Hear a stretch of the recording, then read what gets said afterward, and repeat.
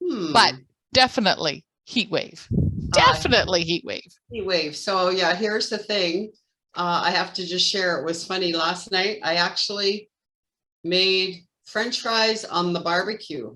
Oh, wow. How did that go? Really good. Yeah. Okay, that's too funny. I have a little map thing I'll have to share. Anyways, and then I was thinking, I wonder how many people are going to be sleeping in their birthday suits. Lower levels. Man, that was stuffy last night. We're going to be, there we go. Okay. So yeah, anyways, probably a lot of birthday suits were, exposed last night. At least where we live. We have an actual heat wave happening, which is not common for central Alberta. Yeah. And today is supposed to be as warm, if not warmer than yesterday. So I've already been out and watered plants. Cheers. I have not.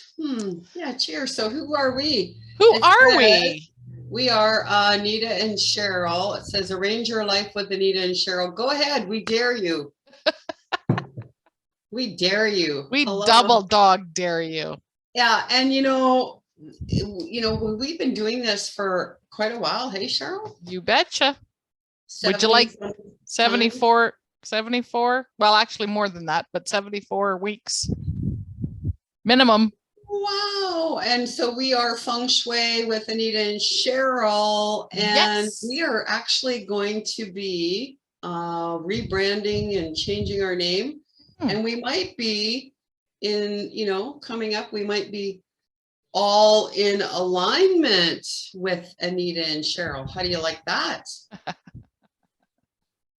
Good morning, Kathy. Oh, good morning, Kathy. Good morning, Danielle. Good morning. Good morning. Good morning, everyone. We are very excited about lots going on for us, right? So we're in the middle of writing a book. Woohoo. For those of you who didn't know that. So we've settled on a tentative title. We've settled on a tentative date for release, but we got lots of work ahead of us. In the meantime, we have lots of exciting things coming up, right? Like share with everybody where we're going to be in the next couple months. Holy smokes. Oh, well, we are doing an online summit with a whole bunch of other amazing speakers, and it's all about your creativity, consciousness, awareness, elevating your emotional state, all of those wonderful things. And yeah, I think it's going to be actually a really unique platform, because what they're doing is Cheryl and I will be live on a location, and we'll be interviewed by someone. There's 3 different speakers and organizers, hosts of this program. And then that will be streamed live on an online summit platform over the course of 2 days. So it's going to be, really intense and lots of great information. Exactly. And then we are also going to be live doing in-person. Yay! An in-person it's been forever session, at the Women's Wellness event here in Sylvan Lake coming up in September. And that is, again, it's all about shifting wellness. The mental, emotional, and physical health. And I think that really is a big theme. And so we've got some really cool ideas around all of that. And yay! I gotta take a breath. And and then after this, what are we doing? Do you want to tell them that? Oh, no, you need to stay tuned. We're going to surprise them at the end. Okay. Yeah, because that's very exciting. So if you normally know that we're, typically half an hour-ish, 30 minutes, then stay tuned, because then we're going to come back on for us 10:10, and we have a live guest, and we're going to be sharing some really cool things with you. Woohoo! All right, but 10:10. Okay, so for now, what do we do? We pull a couple cards, which this morning 2 flew out just like that. So it was very cool. Alrighty. So you haven't seen me shuffling because it was like I started and boom. All right. Boom. Off the Piece of cake. Okay. So we utilize the Personal Paradise card deck by Tara Catherine Collins, our friend, mentor, teacher, amazing founder of the Western School of Feng Shui, where Anita and I are both certified essential Feng Shui practitioners through. And that dictates the topic for today, which this is kind of a fun topic for us. And here's why I think that. It has been hot here. People have been busy and it's been a lot of chaotic energy around, at least in my space. I don't know about anybody else, but it has felt like just this bombardment. So I really like the two cards that flew out this morning. So the first one is number 4 crystals. Ooh, yes. And the second one is number 13, which also equals a 4. Affirmational belongings. Ooh. And I love these two because when it gets chaotic for me, when I want to take a deep breath and ground myself, I grab my quartz crystal. That was a very treasured gift from a very good friend of ours, Greg Baca. I have one of those too. Yeah.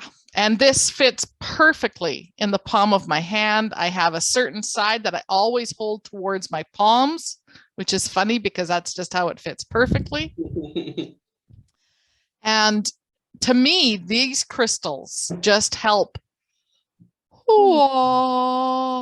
bring me right back into ground mode, into center mode. So when you're feeling chaotic, and type in the chat or type in the comments, what do you use when you can find or catch yourself? And it doesn't have to be a crystal, but quite often we'll reach for something as that tangible reminder. And you know what? This in itself is an affirmational belonging, because I've attached the meaning to it that this helps ground me. Love that.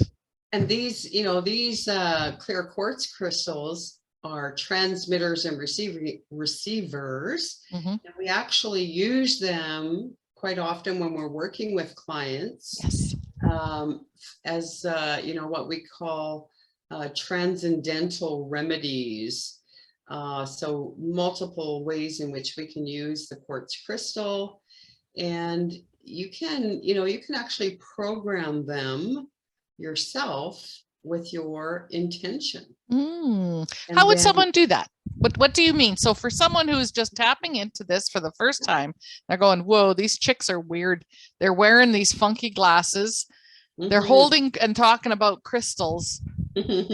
So what do you mean by programming a transcendental tool? Yeah. So again, when we think about that, this came from Mother Nature, right? 100%. Came from the earth. And when you also think about, just the invention of the radio, right? Remember the old radio grandma and grandpa used to have, and you turned the dial like the old fashioned kind? I mean, a quartz crystal was used in the radio in order to transmit and receive that frequency or that signal. Okay? Our laptops, our computers still use quartz crystals. Quartz crystals, exactly. And so then they are very powerful in that you can hold that crystal in your hand, take a moment to ground yourself, to connect to the energy of Mother Earth, and you can, with your intention, whether verbally out loud or in your thoughts, you can set an intention for this crystal. So Cheryl, you say that, you grab this crystal whenever you're feeling scattered or whatever. And these crystals were given to us from a dear friend. And so then you might want to just say, you know, your intention or your affirmation might be with the crystal that whenever I hold this crystal, it helps to rebalance and harmonize my bioenergetic field, making me feel calm and relaxed and peaceful, and re-establishing the circuit or the connection to that of the crystal grid of Mother Earth. So actually, what I've done with mine, might as well share the story now, is I envision myself inside an octahedron. I envision myself inside this crystal, and I'm tethered. I'm tethered from the bottom point to the crystalline grid of the earth, and I'm tethered from the top point to the central sun, so that I am receiving and circulating all that information from above and below through my physical body, so that I'm always connected to the intelligence of the cosmos and yet remain grounded to Gaia. I love that. So that has been my intention with this crystal. And you know, that is a circuit. Right? That's a circuit 100% of energy. No different than when you're plugging something into the wall, into the outlet, you're creating a circuit of electrical energy that is unseen, right? But you all do it, you know, you plug your toaster in, you got your fan plugged in. Oh, several of them. And so, you know, we do that and you're expecting a certain result, right? Exactly. And it's just creating a circuit of energy that you cannot see, because you cannot see electricity, but you can benefit from the result of it. Exactly. And really and truly, that's what this is all about. Yeah. 100%. So yeah, I think it's very fascinating how these two cards came up today. Because, well, and I shouldn't say fascinating. Ask me if I'm surprised. No, that we brought up the topic of all the energy that's out there just spinning and whirling, and you know, and it's been a bit of a hectic week in my household, and yesterday went golfing with a friend, just that connection again to Gaia, being out and walking on the greens and hitting the ball, and yeah, the reconnection was absolutely needed. I'm refreshed and rejuvenated again. So, so let's talk a little bit about affirmational belongings that intentionally we have around us. But what could also be... I just want to say good morning to Matthew. Oh, good morning, Matthew. Tanya. Oh, good morning. Tanya's here too. And yeah. So, okay, so sorry. That's all right. No, I love it. Saying good morning to everybody that's online with us. We like it. Yay. Thank you for joining us. So let's talk about the affirmational belongings that we have around us intentionally. Now, a while ago, someone gifted me a plaque. They had one, and I laughed when I read it. And because I thought it was funny, they thought it would be a good gift. And then when they came to visit, well, where is it? So they were expecting to see it in my house. And I said, I'm not hanging that up. I thought it was funny, but I don't resonate with it, nor do I want that being reaffirmed and reinforced in my life. She's like, oh, okay, no worries. But two things were very interesting to me is, first, because it was gifted, it was expected that I should have it out. So when we're gifting, you're just giving. Mother Nature gives us air, gives us all kind of plant lives. There's no expectation that we're going to put it to use. Right? So when you're giving, give. And that's it. It's left your energy field. You've gifted it. You don't have any, let me rephrase that. You shouldn't have an expectation that the person you've gifted something to is going to love it like you did gifting it. or whatever your intention was behind that. So I just wanted to bring that up. So let's talk a little bit more then about affirmational belongings, Miss Anita.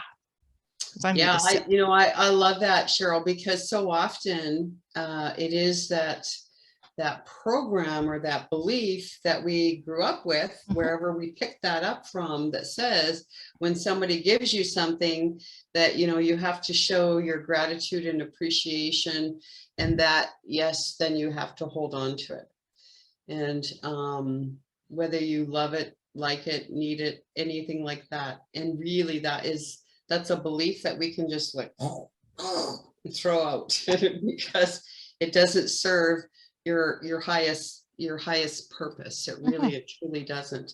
And then what happens is so many people end up with these things in their home that are really and truly reaffirming a uncomfortable dislike, or disempowering emotion, which again brings you down to a denser level of vibration, right?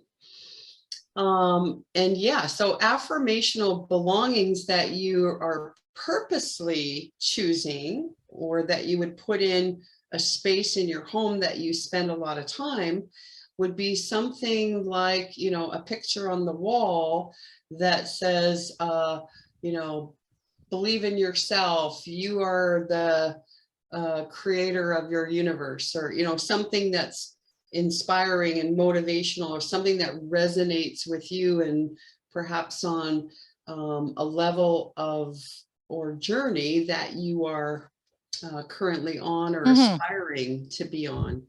And, that's kind of like, I think I talked about this last week or something, where I replaced the picture in my fame and recognition area. Right. Yeah.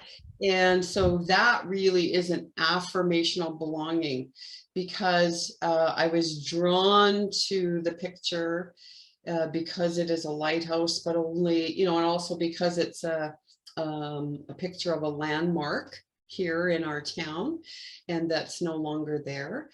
And so it really has been powerful in the fact that it's in a space in my home that I see and walk by, probably hundreds of times a day, that I don't even realize, really, count the steps.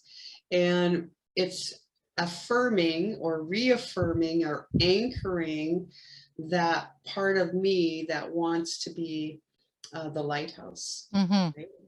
And so it's been really powerful. And then interestingly enough, the things that were there before in that space, in the fame and recognition area, were, I had this star on the wall. And so, I took it down, and I was looking around and thinking, where else do I want to, put that in my home? Oh, there goes my thing. And I ended up letting it go. Really? Yeah, because it was kind of like, what? It really, it doesn't suit my decor. It's, I really don't want to be a rock star. I can't sing. So other than rock star parking, but you know what? I think I'm going to, that residual effect's going to just stay with me anyways. And then there was another little thing that I had on the table underneath that, in that area, in the fame and recognition. It was actually this little picture thing that my ex-daughter-in-law to be had given me, and where you put wine corks in it. It said something about a meal without wine is like a day without sunshine. Well, I really have been not drinking much, and moving away from that. And so again, I looked at it because it was anchoring a behavior thing, right? And again, that ties into the gifting thing.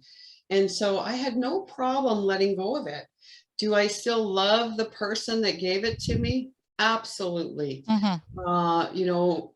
She could be welcomed into my life, in my home, anytime. But the thing, I don't need the thing, right? I don't, because you have a memory of it. Yeah. And it really, and it's not even about it. Yeah. And the thing is not serving my highest intention or my highest good, because it's anchoring, this thing about, oh my God, I got to have wine every day. And, if there's no sunshine, don't worry, you got wine. You know what I mean? Like, yes, it's reinforcing subliminal messages. So yeah, the star and the wine thing gone.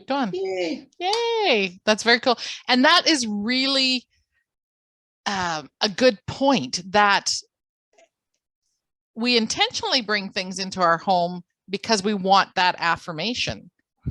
But really, everything we surround ourselves with is an affirmation. It's reinforcing something, whatever that something is. Right? So 100%. Take a look around your house. With your feng shui. With your feng shui eyes.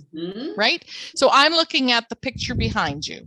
And because I have the vertical version of that, the first thing I think of is balance, because the symbols are the 5 elements that we work with in feng shui.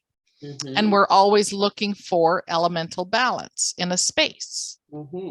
So for me, that image, when I look over to the vertical version of it across from me, which is in my view, which is in my prime real estate, 2 things that are in my prime real estate, is the elemental balance and being in balance, which the best work when I'm at my best is when I'm balanced. When I'm tethered. Grounded. Tethered, and connected. Crystal. Yeah, and connected. The other image directly across from me is a tree. And it's very connected. Again, it's reinforcing the roots out and the stars above. So it's reinforcing this. It's like, oh, look at that. Just had realizations that I've surrounded myself with reinforcing affirmational belongings to remain connected, to remain. And that are reminding you to be a human being instead of a human doing. Right? Yeah. It's, again, for those very few moments or whatever. And Tanya says that she has many things she still needs to move out of her home. And thank you for the reminder of, does it serve my higher purpose? Exactly. Because all of those things that we surround ourselves with ultimately are here to serve us, to make us, to bring us into that balance, to help us reconnect to our source energy and to serve in our highest potential. Exactly. If if that physical energy is too much, everything becomes really dense and it becomes really hard or difficult to move out of that energetic slump. So I just had this vision pop into my head, and it wasn't one of quicksand. It was one of a murky, muddy river basin. It wouldn't even be a river basin. It would be like a slough or something along those lines, where you're talking about density. So you walk into the water and you feel the water, but the muck underneath. Oh yeah, that sludge, that density, you can't take a step forward. Or if you do, it's with all your might to pull that foot out. And then as soon as you put it back down to lift the other one, it's the first one sucks you right back in. Yes. So the density that we surround ourselves with when we have an overabundance of physical items around us, right? Imagine the paths. You've seen some of the hoarders shows on TV. I'm sure they always show the most dramatic, right? Yeah. How do those people take a step forward? They can't. Yeah, because it would physically take them all of their energy to really muster up the strength to make a step. To take a step. I love that analogy, Cheryl. It's great.